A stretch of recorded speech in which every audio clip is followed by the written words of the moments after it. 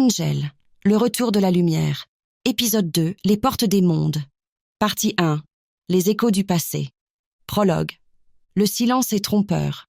Les ténèbres, qui semblaient avoir été repoussées, se réorganisent. Le premier acte de cette nouvelle bataille vient de se conclure, mais la guerre pour la survie de l'humanité est loin d'être terminée. Angel et son équipe ont récupéré la première clé, mais la menace de l'ouverture des portes entre les mondes plane encore. Le sanctuaire où ils ont trouvé refuge après la destruction de l'Hyperion est maintenant leur bastion, mais aussi un lieu de mystère où chaque ombre semble contenir un secret. Alors que les premiers rayons du jour filtrent à travers les ruines de Los Angeles, Angel sait que leur temps est compté. Le second acte de leur quête commence. Acte 1, le fardeau des gardiens. Le jour se lève à peine sur Los Angeles. Dans les profondeurs du sanctuaire, Angel scrute la première clé qu'ils ont récupérée. La sphère lumineuse pulse doucement, comme un cœur vivant, émettant une chaleur étrange. À ses côtés, Wesley feuillette un ancien manuscrit, ses lunettes glissant sur le bout de son nez. Wesley, d'un ton pensif. Cette clé, elle contient une énergie d'une puissance que je n'ai jamais vue. Mais ce qui m'inquiète, c'est ce que le gardien a dit. Les autres clés seront encore plus difficiles à obtenir. Angel, fixant la clé, ce ne sont pas seulement les clés qui m'inquiètent, c'est ce que nous devons faire une fois que nous les aurons toutes. Ces portes, Wesley, elles ne s'ouvriront pas seules, mais si elles sont manipulées par les mauvaises mains, les conséquences pourraient être désastreuses. Nous devons être prêts à tout. Le silence s'installe entre les deux hommes, seulement perturbé par le son des pages qui tournent. Angel se redresse finalement, rangeant la clé dans un coffre protégé par de nombreux sorts. Angel, on ne peut pas se permettre d'attendre que les choses empirent. Nous devons trouver la deuxième clé avant que quelqu'un d'autre ne le fasse. Wesley, fermant le livre. J'ai trouvé une piste. La deuxième clé pourrait se trouver quelque part près de l'océan, là où les marées du monde matériel rencontrent les énergies des abysses. Un endroit précis sur la côte qui a une longue histoire de disparitions mystérieuses et de phénomènes inexpliqués. Angel, préviens les autres. On part dès que possible. Acte 2, marée montante. Quelques heures plus tard, l'équipe se regroupe dans une vaste salle du sanctuaire. Gunn, Spike, Illyria, Fred et Lorne se préparent à la nouvelle mission. Chacun d'eux semble conscient du poids de cette quête, mais l'humour acerbe de Spike allège l'atmosphère. Spike, enfilant son manteau en cuir noir. « L'océan, hein? J'espère qu'on n'aura pas à nager. Je déteste l'eau, ça me ruine les cheveux. » Gunn, avec un sourire en coin. « T'inquiète, si on doit sauter, je m'assurerai que tu ne coules pas. » Illyria, Fred, intervenant pragmatique, cette zone côtière est un point de convergence entre plusieurs dimensions. Il est probable que nous devions affronter non seulement les éléments, mais aussi des créatures marines qui ne devraient pas exister. Lorne, en plaisantant, « Eh bien, j'espère que ces monstres aiment les ballades marines. J'ai quelques airs d'opéra qui pourraient les faire fuir. » Angel, sérieux, « Soyons prudents. Si cette clé est aussi bien protégée que la première, nous devons nous attendre à tout. Restez proches les uns des autres, et n'oubliez pas, l'objectif est de récupérer la clé, pas de se faire tuer. » Le groupe acquiesce et ensemble, ils quittent le sanctuaire pour se diriger vers la côte. Le trajet est rapide, la tension palpable dans le silence qui les entoure. Lorsqu'ils atteignent la plage, le paysage est à la fois magnifique et inquiétant. L'océan, d'un bleu profond, semble cacher des secrets sous sa surface calme. Une brume épaisse flotte au-dessus de l'eau, réduisant la visibilité et ajoutant une couche supplémentaire de mystère. Illyria, Fred, scannant les environs, les énergies sont plus fortes ici. Je ressens une présence, quelque chose d'ancien, de puissant. La clé est proche. Angel. Séparons-nous pour couvrir plus de terrain, mais restez en contact. Illyria, Fred, restez ensemble. Wesley et moi, on prend l'autre côté. Spike, Gunn, gardez un œil sur la plage. Lorne, surveille les arrières. Les membres de l'équipe se dispersent, chacun sur ses gardes. La brume semble se refermer sur eux, comme si l'océan lui-même cherchait à les isoler. Acte 3. L'appel des profondeurs. Angel et Wesley avancent prudemment le long des rochers, leurs pas amortis par le sable humide. Le bruit des vagues résonne dans leurs oreilles, créant une ambiance étrange, presque hypnotique. Wesley. Je me demande quel genre de créature pourrait protéger cette clé. Les légendes parlent de gardiens marins, des êtres qui veillent sur les trésors des abysses depuis des temps immémoriaux. Angel. Si c'est le cas, on aura besoin de plus que de simples armes pour les affronter. Tu as quelque chose en réserve? Wesley, sortant une fiole d'eau bénite. Quelque sort de protection. Et cette fiole. Ça ne paie pas de mine, mais ça pourrait nous sauver la vie. Soudain, un bruit sourd se fait entendre sous l'eau, attirant l'attention d'Angel. Le vampire se fige, ses sens aiguisés captant une vibration étrange émanant du sol. Angel, tu as entendu ça? Wesley. Oui, ça vient de sous l'eau. Sans hésiter, Angel plonge sa main dans l'eau froide, cherchant la source de cette vibration. Ses doigts rencontrent quelque chose de dur, un objet enfoui dans le sable. Avec précaution, il le sort de l'eau. C'est un fragment de pierre, gravé de symboles anciens. Wesley, c'est un fragment d'un portail. Ces inscriptions, elles parlent d'une porte vers le monde des profondeurs. Angel, un portail sous-marin. La clé doit être là-bas, mais comment y accéder? Wesley, les marées de cet endroit sont connues pour révéler des passages cachés lors de certains cycles lunaires. Nous devons attendre que la marée baisse au maximum. Acte 4. Le passage des marées. Pendant ce temps, Spike et Gunn explorent les falaises qui surplombent la plage. Les rochers sont escarpés et l'air salé leur brûle les poumons. Spike, grimpant avec agilité. Tu sais, je me demande si c'était une bonne idée de revenir dans ce coin. Les plages et moi, on n'a jamais fait bon ménage. Gunn, soufflant en escaladant. Moi non plus. Mais entre rester ici ou affronter les monstres sous-marins, je préfère encore prendre un peu d'altitude. Ils atteignent enfin un promontoire qui leur offre une vue dégagée sur l'océan. En bas, l'eau bouillonne étrangement, comme si quelque chose se préparait sous la surface. Spike, regarde ça, il se passe un truc là-dessous. Ça sent pas bon. Gunn. On dirait que la mer se retire plus vite que prévu. Wesley avait raison, quelque chose se prépare. Pendant ce temps, Illyria Fred s'aventure plus loin sur la plage, guidée par les énergies qu'elle ressent. La brume s'épaissit autour d'elle, créant une atmosphère oppressante. Illyria, à Fred intérieurement. Cette sensation, c'est comme si le temps lui-même était suspendu ici. Fred répondant dans son esprit. Oui, et cette sensation de froid, comme si quelque chose nous observait, nous ne sommes pas seuls. Soudain, une forme émerge de la brume, se matérialisant devant Illyria. C'est une femme au visage pâle, ses cheveux flottants comme des algues autour d'elle. Ses yeux sont vides, mais sa présence est imposante. Femme, pourquoi venez-vous troubler la tranquillité des abysses? Illyria, Fred, nous cherchons la clé. Si vous êtes le gardien, laissez-nous passer. La femme observe Illyria, ses yeux perçants à travers le masque d'Illyria pour atteindre Fred. Femme, vous portez en vous une dualité, une âme et une entité ancienne. Cela vous rend unique, mais cela vous expose également à de grands dangers. Illyria, nous sommes prêtes à affronter ces dangers. Femme, alors suivez-moi, mais sachez que tous ceux qui ont tenté de récupérer cette clé n'en sont jamais revenus. Acte 5. Les abysses révélés. La femme les mène à travers la brume jusqu'à un ancien hôtel, enfoui sous les vagues il y a des siècles. Maintenant que la marée s'est retirée, l'hôtel est de nouveau visible, éclairé par une lumière spectrale qui semble émaner du sol lui-même. Illyria Fred, observant l'hôtel. C'est ici, n'est-ce pas? La clé est cachée dans cet hôtel. Femme. Oui, mais pour l'obtenir, vous devez prouver votre valeur en affrontant les épreuves des abysses. Alors qu'elle parle, l'autel commence à vibrer et les symboles gravés sur la pierre s'illuminent. Une porte mystique s'ouvre, révélant un passage vers les profondeurs de l'océan. Illyria Fred n'hésite pas. Elles savent que c'est leur seule chance de récupérer la clé. Elles plongent à travers le portail, laissant derrière elles la lumière du jour pour entrer dans un monde d'obscurité totale, où le temps et l'espace semblent se confondre. Illyria Fred n'hésite pas. Elles savent que c'est leur seule chance de récupérer la clé.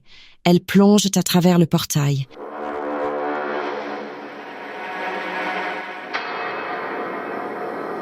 Laissant derrière elles la lumière du jour pour entrer dans un monde d'obscurité totale, où le temps et l'espace semblent se confondre.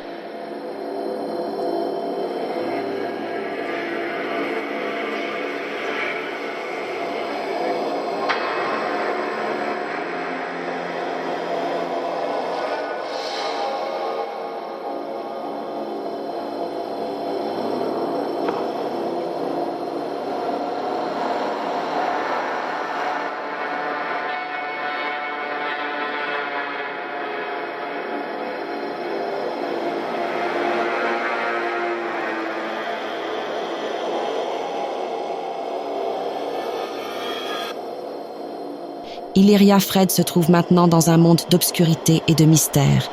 Les parois du passage qu'elle traverse semblent vivantes, pulsant doucement, comme si elles étaient faites de chair plutôt que de roche.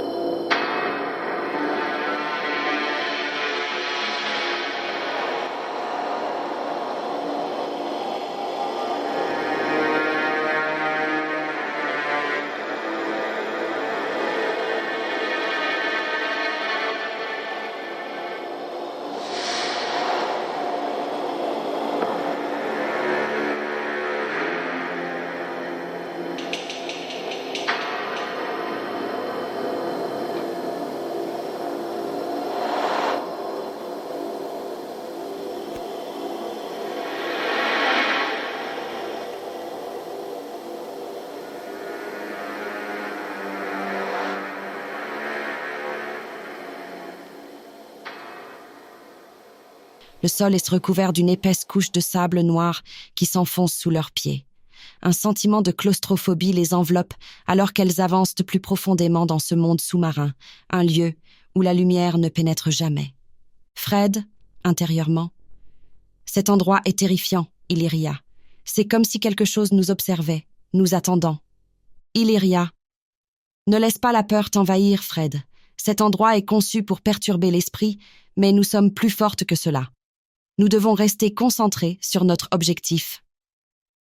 Au fur et à mesure qu'elles avancent, les bruits environnants deviennent de plus en plus inquiétants. Des cris étouffés, des murmures indistincts et des sons étranges, comme des tentacules glissant sur des surfaces humides, résonnent autour d'elles. Chaque pas semble les rapprocher de quelque chose d'ancien et de malveillant, tapi dans les profondeurs. Soudain, elles débouchent dans une grande caverne, où l'obscurité est seulement brisée par la lueur d'une lumière bleue intense, émanant d'un cristal flottant au centre de la pièce. Le cristal est énorme, ses facettes réfractant la lumière dans toutes les directions, créant un effet d'hallucination. Illyria Fred, s'approchant prudemment. La clé, elle est dans ce cristal. Alors qu'elle tendent la main vers le cristal, une voix émerge de l'ombre profonde et résonnante, comme le grondement de la mer elle-même. Gardien des abysses, celui qui ose s'approcher de la clé doit d'abord prouver qu'il en est digne. Illyria se met en garde, ses sens en alerte. Illyria, montre-toi, nous sommes venus pour récupérer la clé. Nous avons passé l'épreuve du gardien précédent, nous pouvons réussir celle-ci aussi. La silhouette du gardien des abysses se matérialise devant elle. C'est un être gigantesque, mi-homme, mi-créature marine, avec des écailles brillantes et des yeux lumineux semblables à ceux des créatures des profondeurs. Ses bras se terminent en tentacules qui bougent de manière indépendante, prêts à attaquer. Gardien des abysses, il n'y a qu'une seule épreuve ici, celle de la survie. Montrez-moi que vous avez la force de résister aux pressions des abysses, et peut-être vous laisserai-je repartir avec la clé. Acte 7. L'épreuve de la survie. Le gardien charge, ses tentacules fouettant l'air avec une rapidité surprenante. Illyria esquive agilement, ses réflexes surnaturels la gardant hors de portée des attaques les plus brutales. Cependant, chaque coup qu'elle évite sème le chaos dans la caverne, envoyant des éclats de roches et de sable dans toutes les directions. Fred, intérieurement en panique. « Illyria, on ne peut pas le battre en force brute. » Illyria. Je sais, mais il y a toujours un moyen de renverser la situation. Nous devons comprendre ses faiblesses. Alors que le combat fait rage, Illyria Fred commence à observer les mouvements du gardien. Elle remarque que chaque fois qu'il attaque, le cristal au centre de la caverne pulse plus intensément, comme s'il était lié à la créature. Fred, analysant la situation, Illyria, le cristal, il est la source de son pouvoir. Si nous pouvons l'affaiblir ou le détruire, nous pourrions avoir une chance. Illyria, d'accord, mais nous devons le distraire suffisamment longtemps pour atteindre le cristal. Prépare-toi. Illyria change soudainement de stratégie, adoptant une approche plus défensive pour attirer l'attention du gardien. Pendant ce temps, elle canalise son énergie pour une attaque concentrée sur le cristal. Le gardien, aveuglé par sa propre fureur, ne remarque pas immédiatement le changement dans les intentions d'Illyria. « Gardien des abysses, vous ne pouvez pas échapper à la force des abysses !» Au moment où le gardien tente un coup fatal, Illyria libère toute son énergie en direction du cristal. Le faisceau de puissance frappe le cristal, créant une onde de choc massive qui secoue toute la caverne. Le cristal commence à se fissurer, émettant une lumière éblouissante. Le gardien hurle de douleur, ses tentacules se rétractant brusquement, comme s'il ressentait physiquement l'affaiblissement du cristal. C'est le moment qu'Illyria attendait. Illyria. Maintenant Fred. Avec un dernier effort, elles concentrent toute leur force dans une attaque finale, visant à briser complètement le cristal. Celui-ci éclate en 1000 morceaux, libérant une énergie brute qui dévaste la caverne. Le gardien, désormais privé de sa source de pouvoir, s'effondre au sol, ses forces l'abandonnant. Gardien des abysses, dans un souffle mourant. Vous avez réussi, mais souvenez-vous, chaque victoire a un prix. Avec ces derniers mots, le gardien se désintègre en une brume d'ombre, se dissipant dans l'air stagnant de la caverne. Acte 8, la deuxième clé. Au centre de la caverne, là où se trouvait le cristal, une petite sphère bleutée flotte maintenant, rayonnant d'une énergie douce mais intense. C'est la deuxième clé. Illyria, Fred s'en approche prudemment, encore sous le choc de l'intensité du combat. Fred, soulagé. « Nous l'avons fait, nous avons la clé !» Illyria. « Oui, mais nous devons partir d'ici avant que cet endroit ne s'effondre. » Elles saisissent la clé et se dirigent rapidement vers la sortie de la caverne, qui commence déjà à s'effondrer autour d'elles. Le portail par lequel elles sont entrées est toujours ouvert, et elles se précipitent à travers, regagnant enfin la surface. De retour sur la plage, elles retrouvent le reste de l'équipe qui les attend avec impatience. La brume s'est dissipée, et le ciel nocturne est maintenant dégagé, éclairé par une lune brillante. Angel, inquiet. « Vous avez réussi ?» Illyria, Fred, montrant la clé. « Oui, la deuxième clé est en notre possession. » Spike, avec un sourire en coin. « Bien joué, j'étais prêt à venir vous chercher si vous tardiez encore. » Gunn, amusé. « Ouais, Spike parlait déjà de faire une descente aquatique héroïque. » Lorne, souriant. « Maintenant que nous avons 2 clés, il faut qu'on garde la cadence. Mais d'abord, un peu de repos ne ferait pas de mal, non ?» Angel, hochant la tête. « On rentre au sanctuaire. Nous devons récupérer, analyser ce que nous avons trouvé et nous préparer pour la suite. Le plus dur est encore à venir. »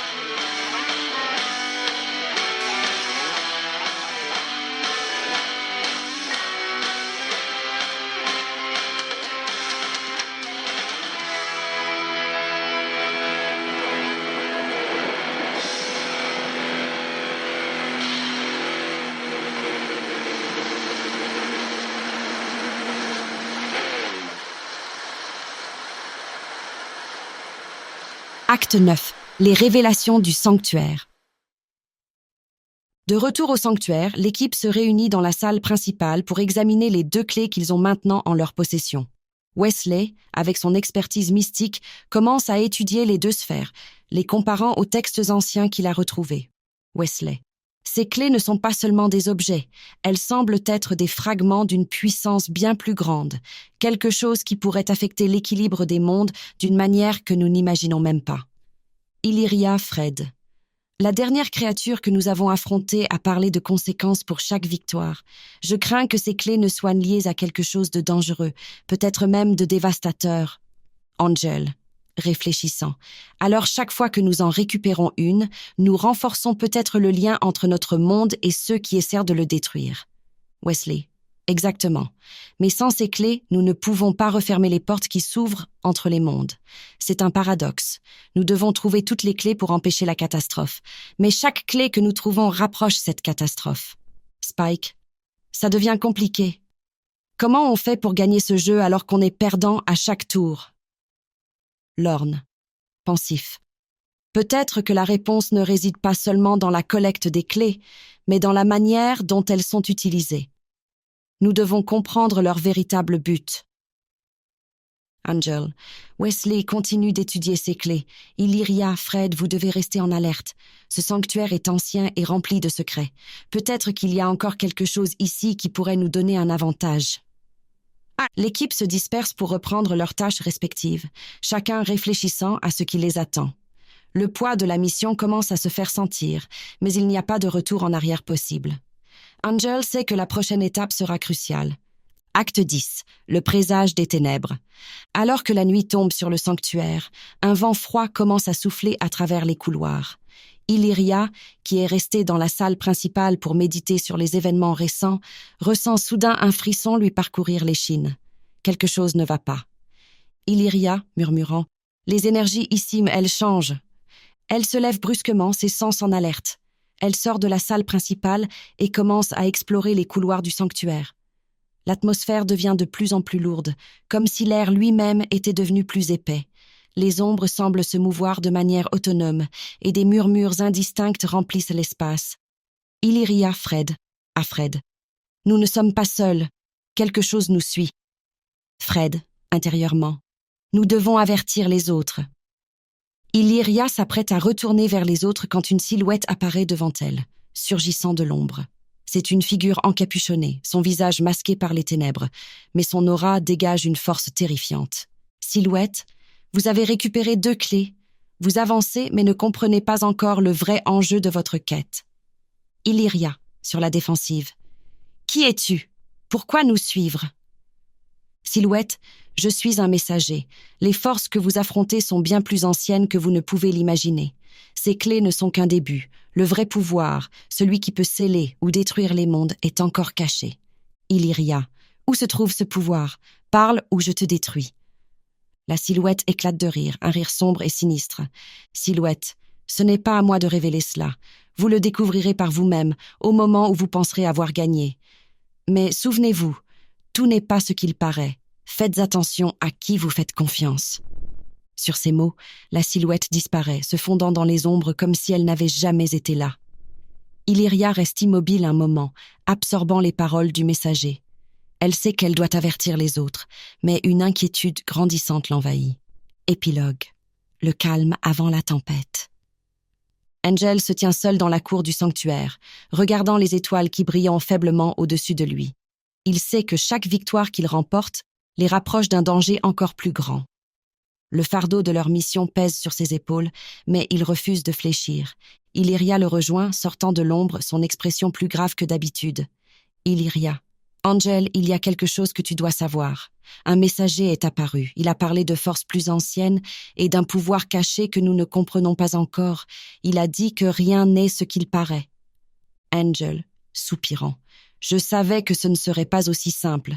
Nous devons rester sur nos gardes, plus que jamais. Le pire est peut-être encore devant nous. Illyria hoche la tête en silence. Ensemble, ils regardent l'horizon, sachant que leur quête ne fait que commencer, et que les épreuves à venir mettront à l'épreuve non seulement leur force physique, mais aussi leur foi en eux-mêmes et en leur mission. Alors que la nuit avance, Le sanctuaire reste plongé dans un silence inquiétant. Les étoiles, d'ordinaire réconfortantes, semblent cette nuit-là témoigner de la tempête à venir, une tempête qui pourrait bien changer à jamais le destin de leur monde. Mais le destin de leur monde. Mais le destin de leur monde.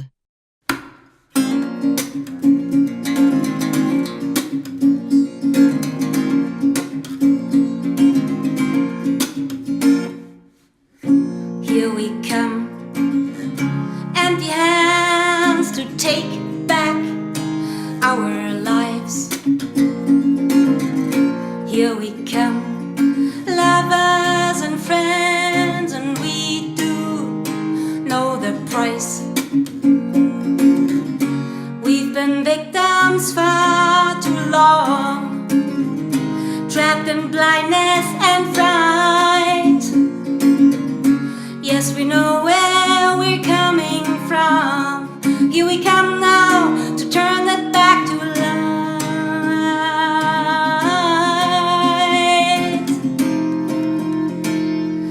We will be standing by your side until the harm is undone. We will be standing filled with pride, with our faces turned towards the sun. As one.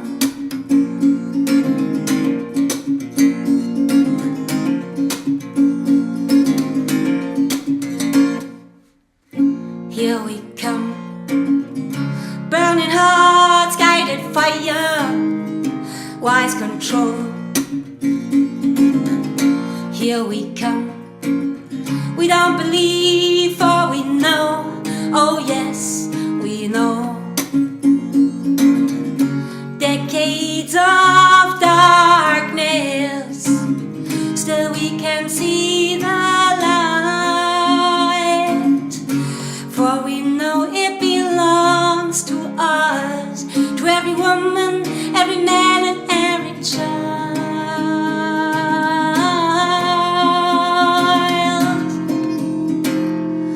We will be standing by your side until the harm is undone.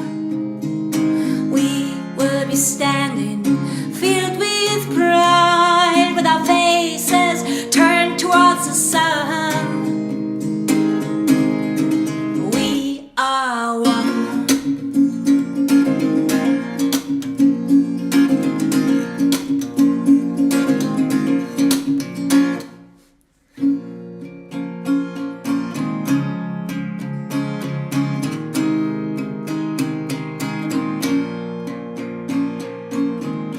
Everything rattles, everything roars.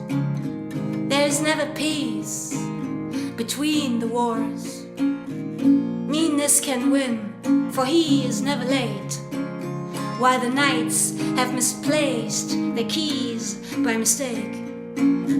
The kids want to run, but their fathers never dared.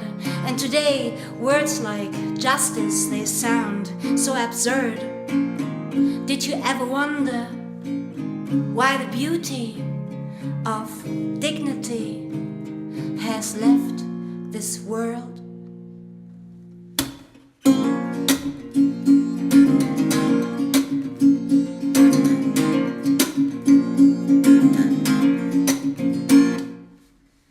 Our hands can open, our hands can close, but our eyes will stay open wide. The sun goes up, the sun goes down. We need to see through all the lies. They want us to believe that there is only fair. But if we light a single flame, then darkness is obliged to disappear.